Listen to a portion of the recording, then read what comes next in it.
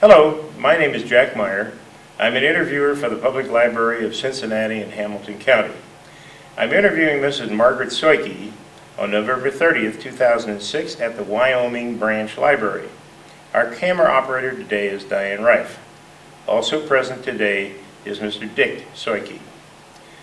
Margaret, what we would like to have you do, this is your time to tell whatever you'd like to put on tape. If you would start at sort of at the beginning, where you grew up, how you ended up in the military, how you chose the Navy, or how you ended up in the Navy, and then tell us where you were and the things that are most interesting that occurred while you're on active duty.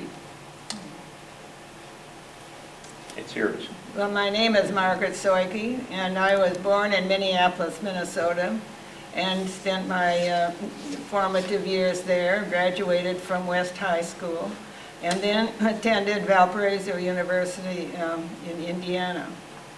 I graduated in December of 1942. That was a little early because the semesters were shortened and they were trying to speed up the graduation of juniors and seniors. I taught school very briefly, and then in the summer I was in Minneapolis. I worked in the School of Social Work at the university, and I had been interested in well, the whole nation was interested in the war. And I had read a book, Guadalcanal Diary, by Richard Tregaskis, that had really affected me quite a bit, because I thought we just have to help. Everyone has to help his country. So I was thinking of joining the service. And at the university, a wave officer came back to visit. And I talked at length with her, and I'd been thinking about the Navy, so I did inquire. And I took the officer's candidate test, and I passed that, and then I was accepted, and my first duty was at Smith College in Northampton, Massachusetts. And there I was at midshipman school from September 25, 1943 until November 16, when I received my commission. And it was very interesting. Our billet was in the dormitory of Smith College, and the girls were very nice to us. And we also had the Northampton Hotel and the Wiggins Tavern, which had just wonderful food. And that's where I tasted my first lobster, which I found very delicious. After getting my commission, I received orders to go to San Francisco to the Bethlehem Steel Shipbuilding Company. And another wave and I, whom I had met at the in midshipman school, was also assigned there. So the two of us boarded the train, and I had spent a brief leave with my family in Minneapolis, and Maxine, this girl, had a leave in Kansas, and then we met up in San Francisco and reported to the supervisor of shipbuilding. And that was, well, San Francisco was just a wonderful city. And I had many interesting experiences. I was assigned to be a communication officer and also a personnel security officer. And I also was on a board of inspection and survey. So it was this was the corps of about 40, perhaps 40 officers, and the rest of the people were civilians. And we had naval architects, and the ships that were being built were the Reno class light cruiser, and that was the largest, down to the ocean-going rescue vessels, and destroyers, destroyer escorts. So there were quite a few types of ships that were being built. I worked very hard, but I also had some very, very nice social experiences.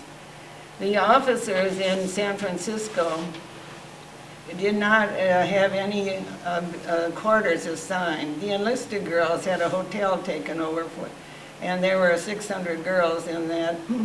It was very close to Union Square.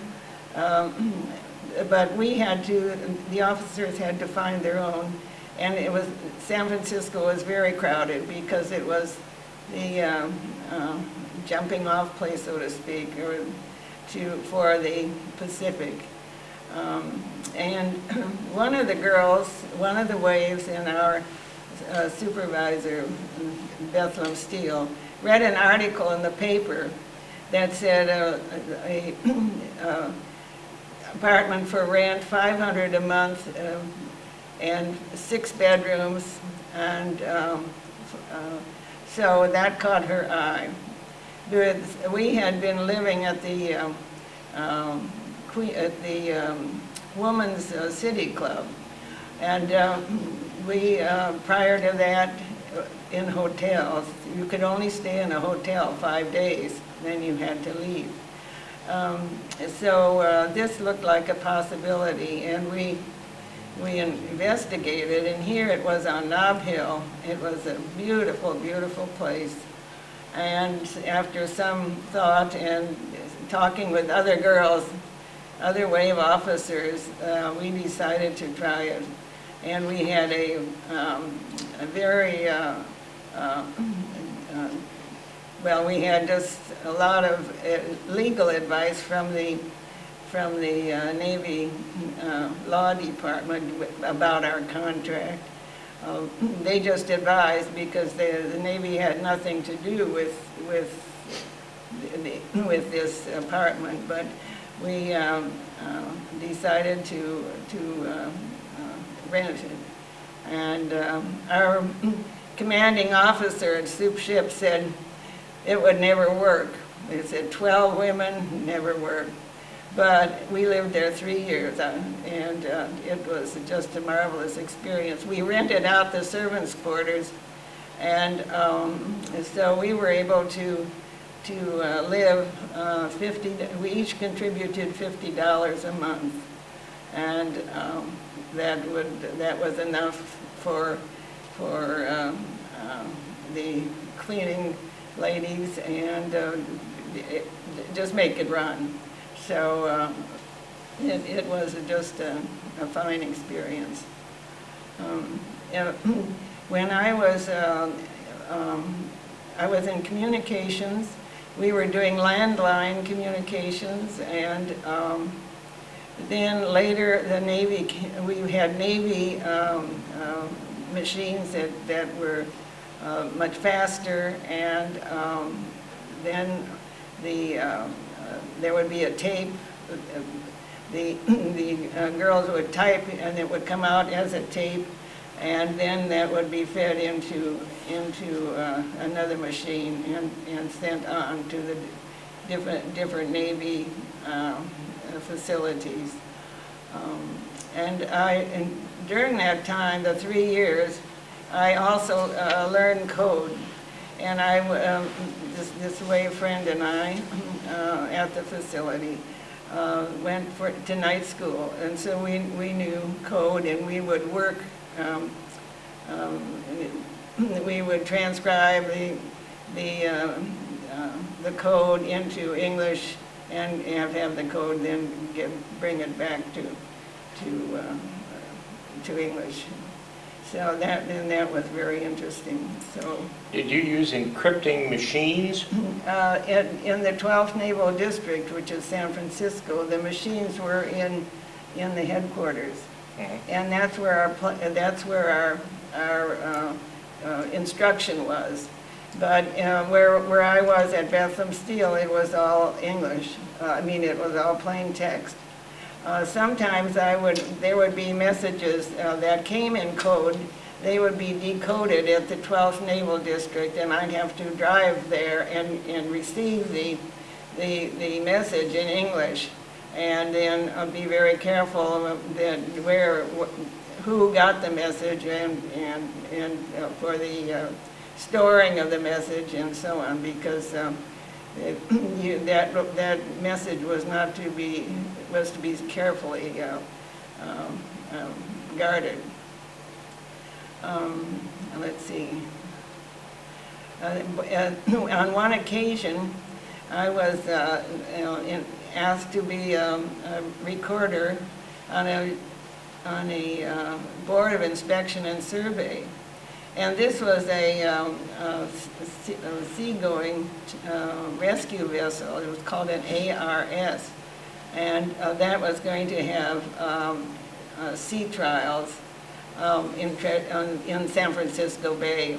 The cruiser that was being built there and outfitted, when the time came for the sea trial, that was really at sea, and they went down to San Diego. But the small craft could be inspected and do their trial runs and so on in San Francisco Bay. But that was very interesting, and we went by water taxi to the buoy or the anchorage where this craft was tied up.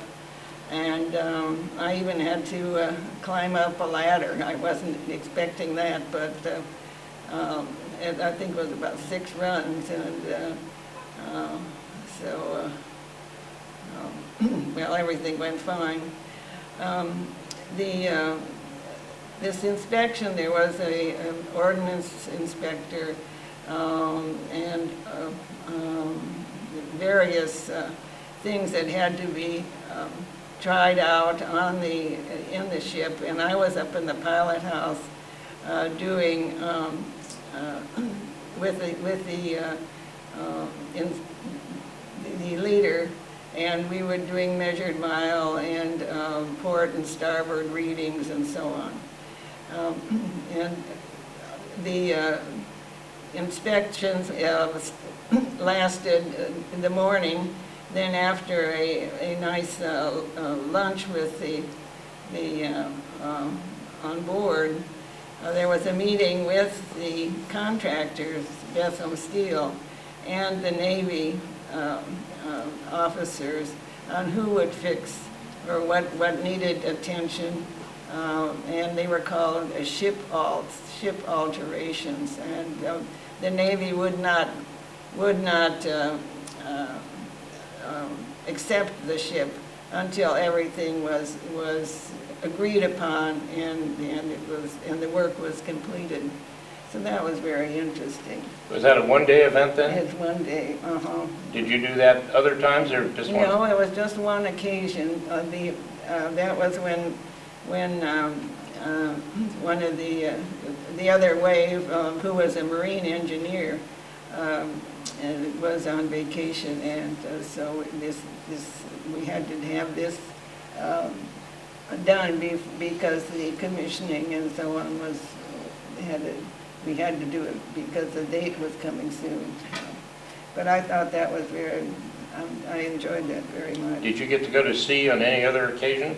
No, and the Navy was very careful. The women were not allowed to be on a craft overnight, and I was on just a cargo ship that was doing some trials around the Farallon Islands and then came back to shore. So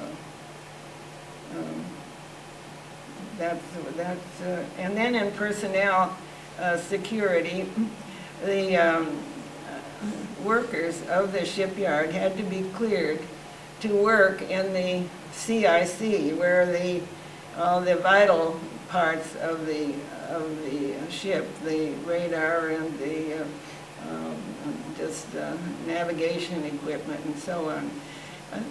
And, and any worker that had anything to do with that area had to be cleared and had to have a security clearance. So I worked with Army intelligence on that, and there were many with the transfer and the number of ships. There were a lot of people had to be cleared, and so I would pass on these different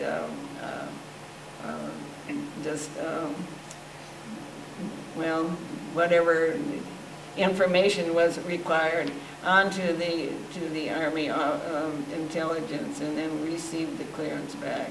So those were my duties essentially for the 3 years, and I enjoyed it very much. The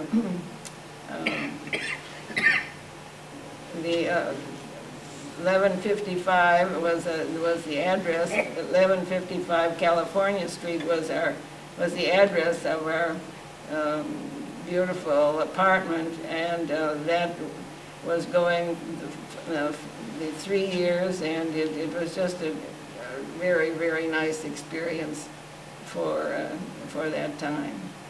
After that, I was the war had ended, and I was stationed. I was transferred to the 1st Naval District in Boston, and I was a coding officer there. I was a watch officer, and I did the actual coding and decoding, and also was in charge of the communication department with all the landline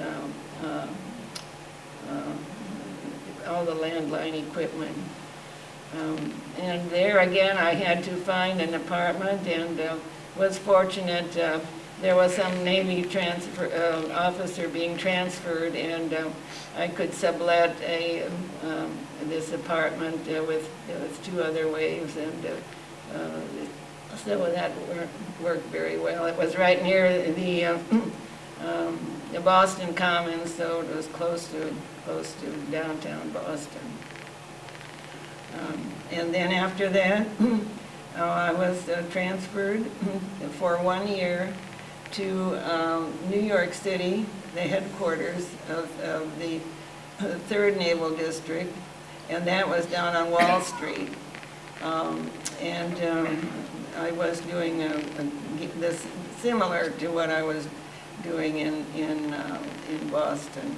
It was a larger communication office, and again, and that is the time when I did work watches. There would be 1 officer on the watch, and the coding, and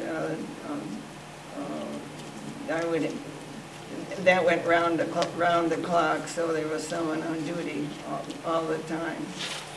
And after that, then I was, that was in June of 1948, and I was discharged then, and I went back to my home in Minneapolis. But I was fortunate enough after that to be accepted at a program at the Harvard Business School. It was a 1-year program for graduate women called Management Training Program. And this was, we studied the same thing that the men did. My brother was at the business school also, and we were on the same case study the same day on one occasion. We thought that was rather interesting. The Harvard professors taught this group of 46 women, and the concentration was on personnel and human relations and organization rather than than the high finance.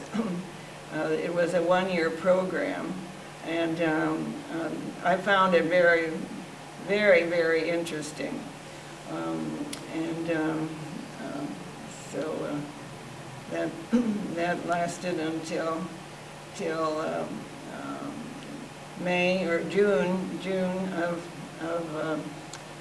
49. So I was in the service from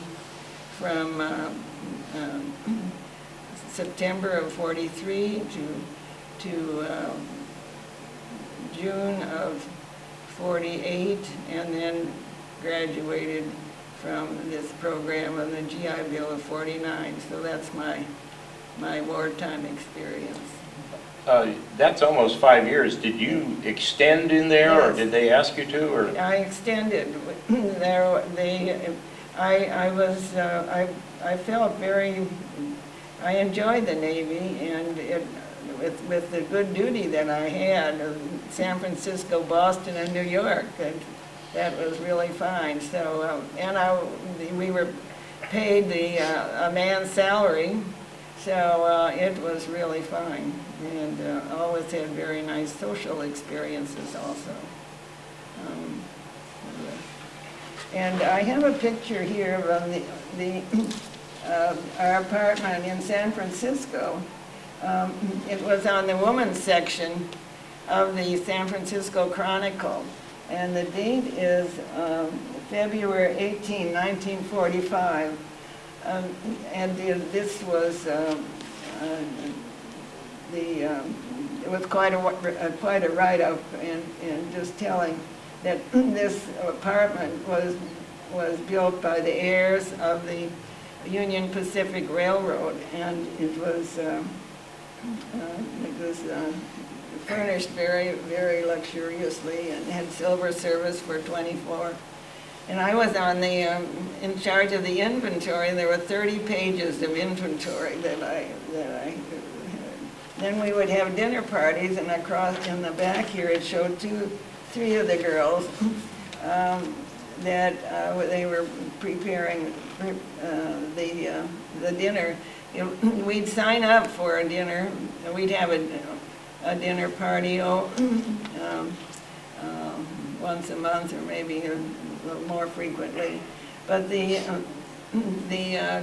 two would do the entree, and two of the girls would do the salad, and another the vegetable, or set the table, and the men helped with the dishes, so it all worked very well, and it was a wonderful experience. We had 3 wedding receptions in this apartment. 3 of the girls got married, and they were beautiful receptions. So that's Margaret, my tale.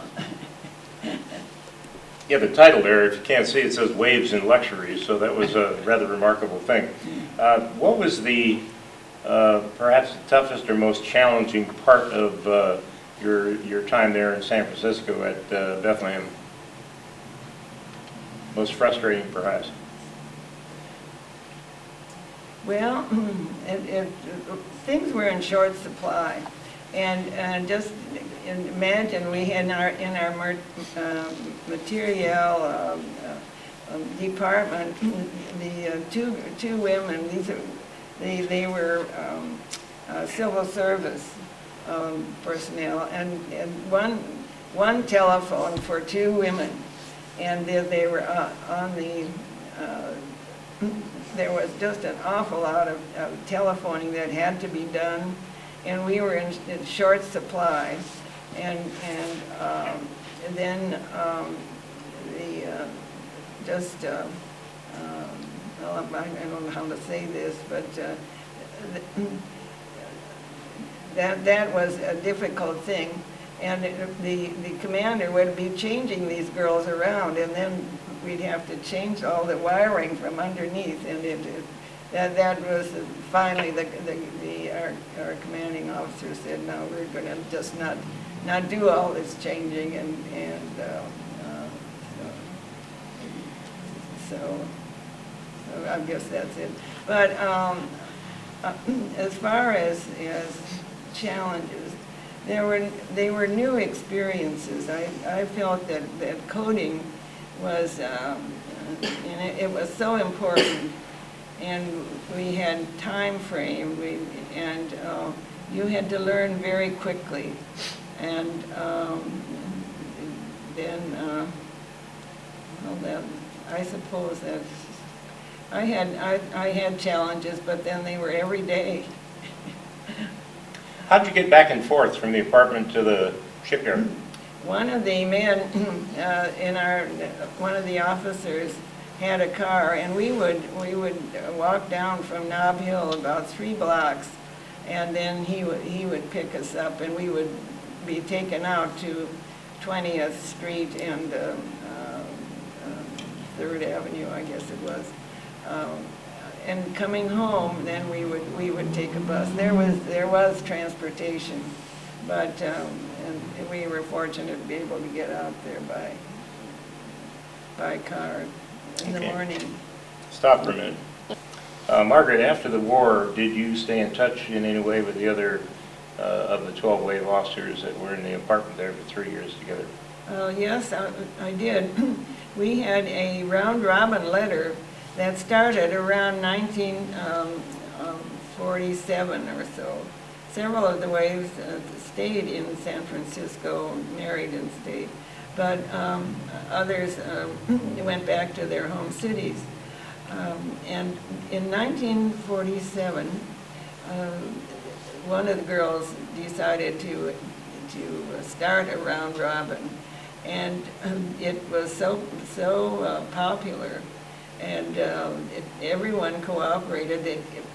With transfers in and out of 1155, we were about 16 women that had lived there at this apartment, and the letter went until about 1997, and it's where you put your letter on the bottom, and then it goes to all the girls, and until your letter is on top, then you take that off. So I have a folder about this thick of my letters, and it's a wonderful history of my life after the war. And I married in 1950, and so it has pictures in it, and it was really a nice history. So I'd like to show one more thing that happened in San Francisco. This is when President Truman came to San Francisco for the signing of the United Nations Charter, and we had many dignitaries and foreign leaders. I know Molotov was here from the Soviet Union and so on, but this is picture. This is from the San Francisco Chronicle that shows the hotel where the Truman had stayed at the Fairmont, and this is the Mark Hopkins, and this is on Nob Hill, and our apartment that we lived in was just about 1 block away on Nob Hill.